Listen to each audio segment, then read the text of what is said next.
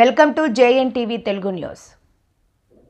అంబటి రాంబాబు ఇంటిపై దాడి బాధాకరం. మాజీ స్పీకర్ తమ్మినేని సీతారాం మాట్లాడుతూ అరెస్ట్ చేసి జైలులో పెట్టడం ఎంతవరకు సమంజసం? అరెస్టు చేస్తే భయపడతారో అనుకోవద్దు. అంబటి రాంబాబు, జోగి రమేష్, చెవిరెడ్డిని అరెస్ట్ చేశారు. పిన్నెల్లి రామకృష్ణారెడ్డిని అరెస్ట్ చేశారు. మీరు ఏం చేస్తానన్నా మేం బయటకు వస్తాం. అంబటి రాంబాబు గారిని అరెస్ట్ చేయటం సరే, విడుదలవుతారంటే మళ్ళీ ఇంకో పీటీ వారెంట్ అరెస్ట్ చేయటం, ఈ విధంగా అరెస్టుల మీద అరెస్టులు చేసి జైల్లో పెట్టడం అది ఎంతవరకు సమంజసమో వారి విజయంకే విడిచిపెడుతున్నారు. నేను చాలా స్పష్టంగా చెప్పదలుచుకున్నాను, ఈ విధమైనటువంటి అరెస్టులు మీరు ఈ రాష్ట్రంలో చేస్తే భయపడిపోయి ఏదో చేస్తారనుకుంటే అది చాలా పొరపాటు. మీరేం చేశారు? అంబటి రాంబాబుని అరెస్ట్ చేశారు, తర్వాత మన జోగి రమేష్ని అరెస్ట్ చేశారు, తర్వాత మన మిథున్ రెడ్డిని అరెస్ట్ చేశారు, చెవిరెడ్డి భాస్కర్ రెడ్డిని అరెస్ట్ చేశారు.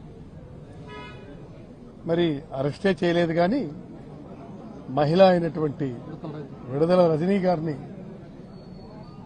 మీరు ఇష్టం వచ్చినట్టుగా పిన్నెల రామకృష్ణారెడ్డి గారిని అరెస్ట్ చేశారు.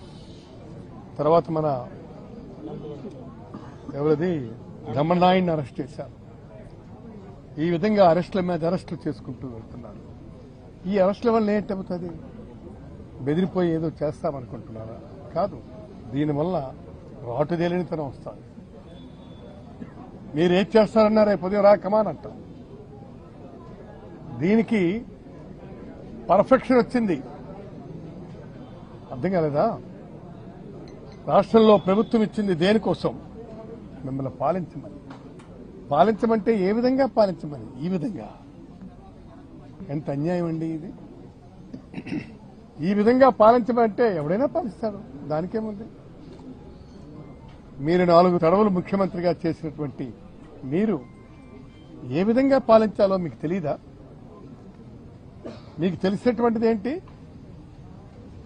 అరెస్టులు చేసి భయపెట్టి మేము పాలిస్తామనుకుంటే చాలా పొరపాటు. మీరు ఒక్కటే గుర్తుపెట్టుకోవాలా, ఇవన్నీ కూడాను భవిష్యత్తుకి గట్టి పునాదులు వేశారు. ఇవాళ మీరు అరెస్టులు చేయటం మూలంగా ఏమవుతుంది? ఏమీ కాదు. అంతేకాదు, నేను చాలా స్పష్టంగా చెప్తున్నాను, నేను గుర్తుపెట్టుకోండి, మీరు ఈ విధమైనటువంటి దీనివల్ల ఒరిగింది ఏమీ ఉండదు. తర్వాత అన్నిటికంటే ముఖ్యమైనటువంటి విషయం ఏమిటంటే, మీరు వీళ్ళని అరెస్టులు చేసి మీరు ఇంకేదో సాధించాలనుకుంటే చాలా పొరపాటు పడుతున్నారని చెప్పి మీ అందరికీ విజ్ఞప్తి చేస్తూ ఈ అరెస్టులతో ఇక్కడికి ఆపండి. ఇక మీరు తిరుపతి లడ్డూ ప్రసాదానికి వెళ్తే అందులో ఇవి కలిసింది, అది కలిసింది, పందికోవు కలిసింది, గోమాంసం కలిసింది, ఇష్టం వచ్చినట్టుగా మీరు కామెంట్లు చేస్తున్నారు. అవి రుజువయ్యాయి, అది కాదు అని రుజువైంది. ఎవరు ఎంక్వైరీ వేసినటువంటి అధికారులే చెప్పారు. అది కాదు అని చెప్పినా కూడా మీరు వెంటనే మళ్ళీ ఇంకోటి వేశారు. ఇవాళ సింగిల్ మెన్ కమిషన్ ఇస్తున్నారు. ఏం చేయడానికి మీరు అందరినీ ఇదంటించడానికి చూస్తున్నారా?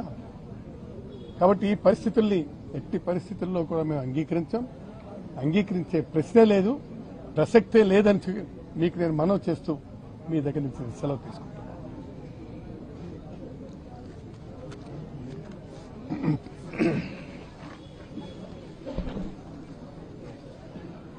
అంబటి రాంబాబు గారి యొక్క ఇంటిపై దాడి, ఆయన మీద 7 గంటలు శైర్య విహారం చేసి